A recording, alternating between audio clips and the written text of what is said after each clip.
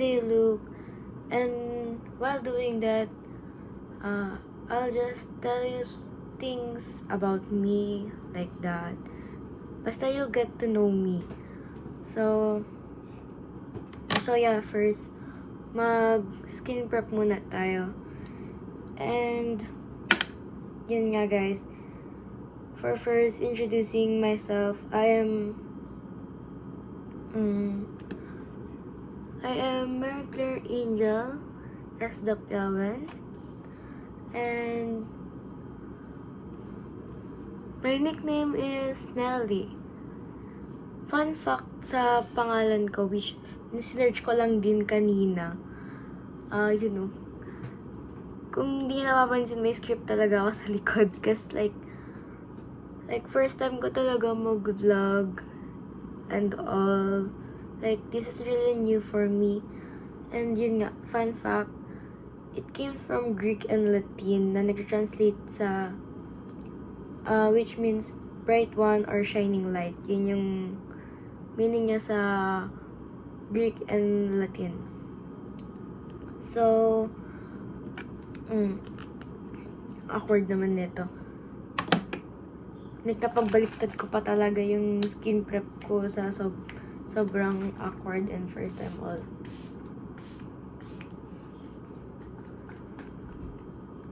Yan, habang pinapatuyo, sabihin ko muna na, like, sa family ko, only child lang ako, and sasabi nila parati na favorite ako ng lola ko, which means, medyo totoo naman kasi nga, bibigyan ako ng pera, like, randomly, ganun, kahit wala man ako na-achieve, hindi ako masyadong pinapagalitan, kahit sobrang tigas ng ulo ko, ganun.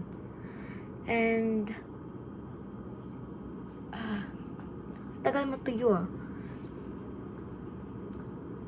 And also,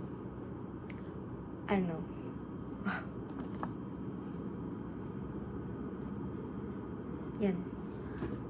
So, next na natin after ng skin prep yung yung Sola Foundation Primer ko. Ginagamit ko siya syempre skin tint ngayon nandito. So, parang siya yung base ko. Ganon. Pag pumapasok naman ako, hindi naman sobrang glam yung ko. Kasi nagme-melt lang din sa sobrang init sa classroom namin. School.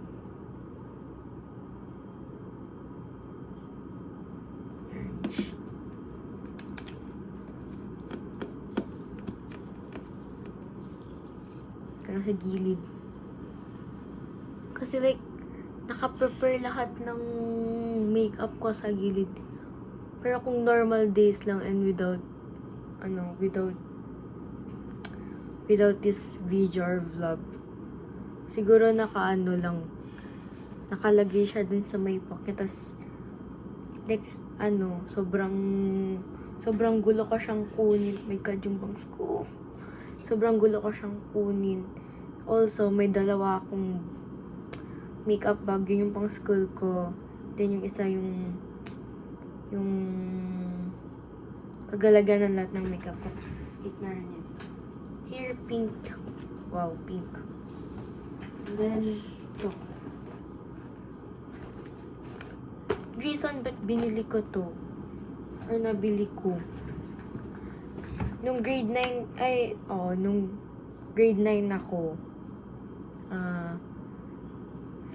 nag-Shopee kasi ako nun eh. Shopee ako, hanggang ngayon naman. Pero like, dun kasi sa school ko siya shinop.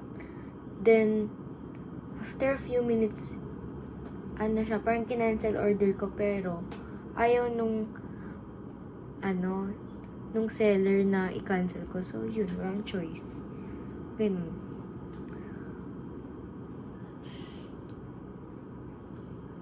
Ang hina kaya ng signal sa school namin.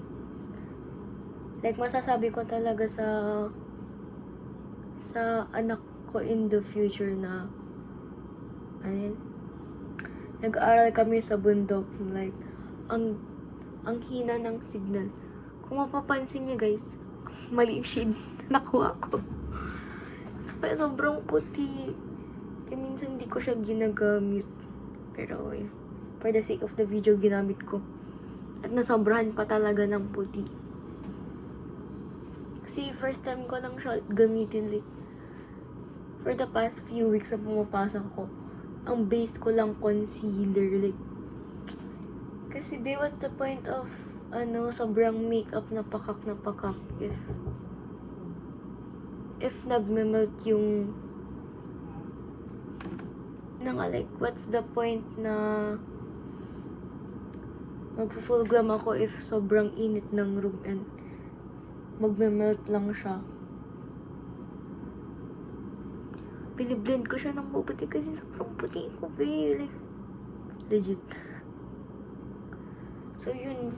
Di ko na nasunod yung script ko. Sobrang daldal ko. Like, gano'n. Sa tablet ko pa siya. So, yun. Pinanganak ako nung December 3, 2009. And yung zodiac sign ko is Sagittarius. I mean, sobrang relate naman talaga sa akin ng Sagittarius. Like, ang accurate na Sagittarius ako kasi bali sa na-search ko kasi alam mo yung mataas yung pangarap ng mga Sagittarius. Ako din mataas yung pangarap ko, ganun. Tas, yun, sobrang straightforward sila. Parang walang tigil yung bibig, pero like ako naman, binabase ko rin sa lugar. Binabase. Ang jajaman, pero yun, straightforward din naman ako minsan, pero binabase ko lang din naman sa lugar and yung surroundings talaga. Ganun. Siyempre nakakaya ka sabihin mo, diba? Nakaka-offend isang tao tapos maririnig nung iba. May magpagtinginan kayo din. Tapos yun, sabi nila babasa script. Sabi nila yung Sagittarius, they love discovering new place. Talaga, sobrang galak kong tao. Nagagalit na yung nanay ko. Diyos ko. Anong oras na kung umuwi kasi, be? Tas yun. Tas, yung humor daw nila is super energetic genetic. Sobra sa bio, be. Yun, totoo yun. Kasi, ubos na social bat ng mga kasama ko, tas inaantok na sila, gano'n, tutulog na sila. Ako, buhay na buhay pa. Ginigising ko pa sila para lang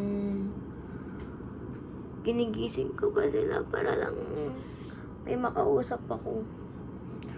I mean, tulog na sila, tas randomly kong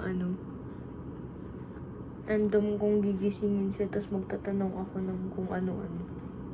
Sabi nila, random mo rin, tulog na ako, gano'n. Paki ko. Dapat valid ako.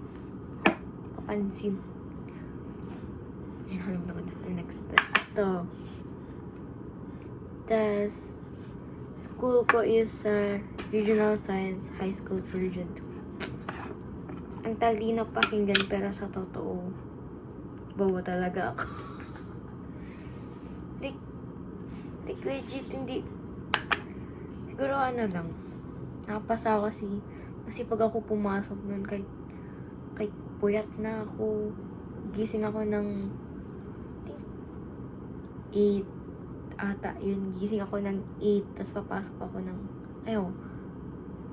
nagising ako 7 kasi 8 nung pasok namin. Tapos hanggang 12 kami dun, tapos babalik kami ng 1, tapos diba alis kami, tapos balik ulit kami ng 1 dun, tapos 1 to 3 or 1 to 4 ata yun, be. Diyos ko, tapos ang init-init pa, sobrang pagod ka na, tapos parang 2 days, parang weekends, papasok ako sa tutor, tapos papasok ako ng school kapag Monday to Friday, so super nakaka-dream. Magagawa. Yung school na lang yan yung gusto ko eh. Ay naman ako lumayo ni mama, diba? Like, gusto kong mag-aral sa SMU, pero naisip ko na masyadong malayo and parang di ko pa kaya, sobrang gastos ko and parang sana pa yun yung rason ko nun ba't ayaw ko. Ang dami ko kasing mga bad habits na hindi matanggal. Like, mga first week suspended na ako, ganun. Like, yan, no piercing, guys. Like, di alam na, to may bago pa, oh. Kaklase ko lang na gano'n dyan. Tapos, yan, di alam ni mama yan. Bago ko na namang tinatago tong piercing na to. Diyos ko. Sakit-sakit. Yan, nagpa-powder na ang girly pops.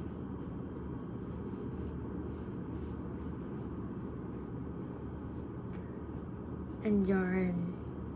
Na nag-off. Hindi, memorize ko tayo. Memorize ko yung trip ko. Tapos, ay, nag-powder na naman ako. Hindi ko kasi kaya ito yung multitask. Pero so far sa cramming, no? Lahat kinakrambi. Tapos, next na. Next sa script ko. Wow, may script talaga. Halatang first time ni ate ko. Puti talaga na, be. Pag dito, hindi masyado halata na sobrang hindi ko ka-shade. Pero kapag lumabas na ako, yes, be. Hindi ko ka-shade. Ay, ko pa. Tapos yarn. Test the things I like. Or mga ginagawa. Sa mga hobbies ko. Matulog, ganun. Cellphone. Pero jokes aside, wala akong maisip na hobby ko na maayos eh. Pero ito na lang mga ginagawa ko. Nag-aaral na lang talaga. Puro aral. Diyos ko. Aral, kain, ewan, tulog, ganun. Kahit may quiz kinabukasan, may gagawin. Tulog lang, be. Ang sarap matulog. Sisi na lang talaga kinabukasan. Diyos ko. Yun. Bahabis ko talaga. Ito, mag-makeup. Gumastos. Panood ng mukbang. Nung bakasyon, like, halos 24/7, mukbang yung pinapanood ko, pampatulog ko. Tapos kapag may ginagawa ko, mukbang. Parang background music, ganun. Grabe yung eyebags ko, parang hatang pagod na talaga. A day in my life as an exercise student talaga, be. Pagod. Pero dapat pakak ang makeup yun para hindi halata. Yarn. Yung pangarap ko sa buhay. Tumangkad talaga. Balik. Nag-cherry fair daw ako dati, tapos ganito pa rin yung height ko. Hindi naman tumalab ata. Parang hindi totoo yung cherry fair na yan, guys. Pero sa legit, ang gusto kong trabaho or dream na course. Wait, baka sobrang kapal na naman. Sabi na naman na sinampal ako. Like, be, sorry na kung makapal. Blush blindness nga, sabi nila, diba? Diba, nag-change topic na lang lagi-lagi. Like, every minute, di ko natatapos yung isa. Nag-change topic na naman ako. So, yun nga, yung dream ko is like, mag-aral ng psychology.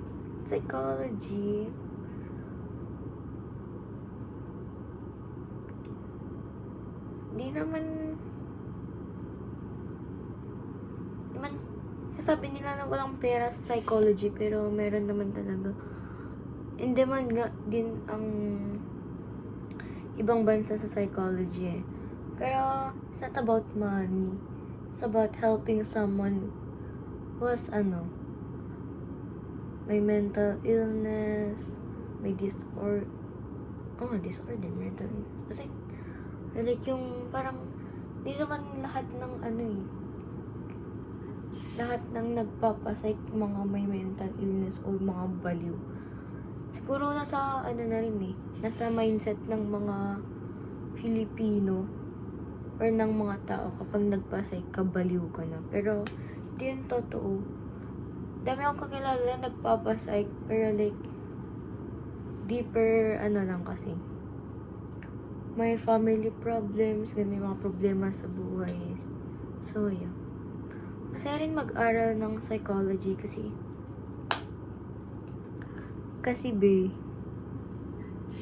ano, pwede lang, dito na lang ako nag-blush pero hindi ko masyado makita. Baka sobrang kapal. So, yun nga. Di naman habol ko sa psych yung pera. Masaya naman umintindi ng someone. Tapos, alam mo yun, sarap sa feeling na makatulong ka. Sa may ano. Kasi like, o din naranasan ko yung magkaroon ng mga problema, ganun. Tapos, ayan. And, ano pa ba? Ba't ba gusto ko mag-psych? Pero sa totoo lang, first choice ko, medtech. Pero parang kasing pinagyabang na nila mama, parang yun na, parang ayaw ko na, diba? Kung kailan talaga na nasabi na-announce na sa buong mundo, no? And, parang gusto ko ng psych. Kasi kapag may problema ako nakausap ko sarili ako, tapos ginagawin ko ng solution. Parang kina-comfort ko sarili ko, baliw talaga yun. Parang yung gusto pa magpa-psych, gusto maging psych, yun pa yung kailangan magpa-psych talaga. So talaga yung pasyente.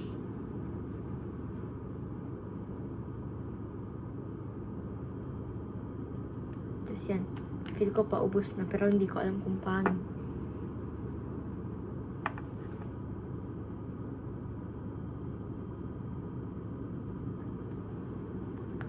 Weird ko mag-makeup. Sorry, hindi professional. Ako lang talaga mag-ganito para may mapasa. So last na tayo. Salamat. Kailangan ng madaming setting spray para hindi mag-melt agad. Hindi mag-melt agad yung makeup. Sobrang init. Pero nag-melt talaga eh. Wala akong magagawa. Papatayo habang pinapatayo. Kaya ang gulo ng kwarto ko sa legit. Parang hindi babae. Kung alam nyo lang, sa gilid na ito, ang daming kalat. Stress po. Wow. Pero kapag stress ka yung environment mo magulo. Ganun yung sa akin kapag stress. Pero kahit hindi naman ako stress, yung environment ko, messy pa rin yung kwarto ko. Pero kapag sa ibang kwarto, gusto kong malinis. Sa kwarto ko, okay lang na magulo, ganun. Weird. Nakalimutan ko mag-sunscreen, pero meron naman to. SPF 20 UVA or UVB. Yung ko talaga nabasa. Nakita ko lang kasi kapag nakalimutan ko sunscreen, tapos nakita ko siya na may SPF 20. Ito na lang ginamit kong sunscreen kapag nakakalimutan ko. Pero tama naman ako skin prep kanina. Nauna tong moisturizer, tapos next yung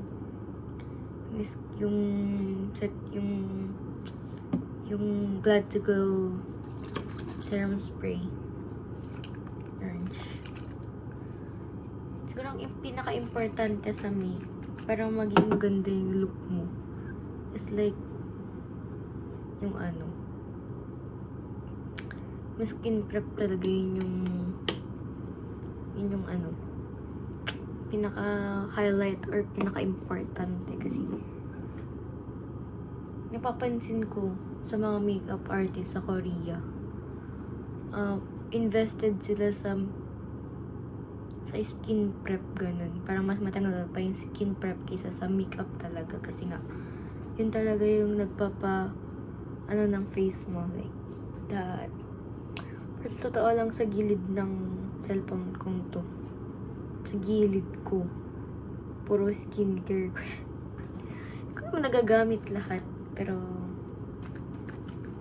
yeah. Ano pa ba? Tapos puro pabango na.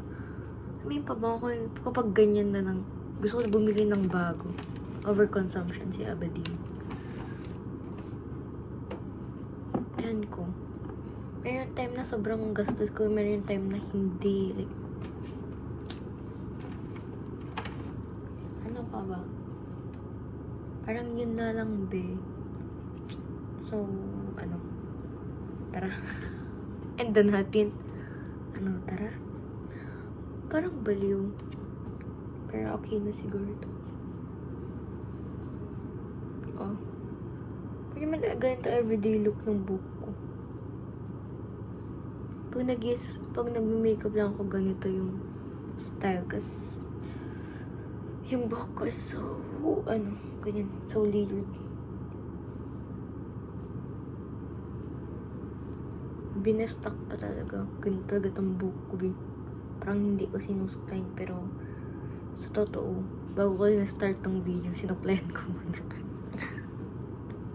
Parang, talaga. Yes. Napapansin ako, itong rosary ko, sa gilid lang. Pakating dinala ko nun sa, nung nag-exam ako, sa RS, entrance exam. Nakahawak lang. Ay, kaya yung isa pala yun. Nakahawak lang akong ganun kahit di ko na alam. Tapos alam mo pa yung harap-harapan kong nilaloko yung hawak ko kasi bahalat na si Lord. Dinadamay ko pa siya. Ako lang naman nag-e-exam. Kaya sabi niya, dinadamay mo ako. Ikaw lang naman nag-e-exam dyan. Sinisisi mo pa ako. Like, papatulong ko pa sa akin. Dami-dami ko nang ginagawa. Joke lang. Humor. Ganito lang talaga kay Papa G. Chanan. And necklace with an N. And my earrings na sobrang dangling na sasabihan ako na bago ako umalis ng bahay. Na baka mahablutan daw ako. So yun na. Bye-bye guys. That's the end. Yun lang naman yung aking makeup routine kapag pumapasok. Kasi like, late akong gumigising, tas sabihin mo na lang 10 minutes, ganun. Ako nagme-makeup for 15. Tas yun. Mas matagal pa akong mag-pick ng mga outfit kaysa mag-makeup talaga. Sa legit. Kasi like, alam ko ba, ang tagal-tagal ko. Nagsasapan kasi ako muna, like, napapatulala na lang talaga ako. Tapos kapag sabay niya, tulala lang ako muna. Tapos yun. That's the end, guys. Thank you for watching. Peace. Oh, nagsalamin pa talaga. Bye, guys.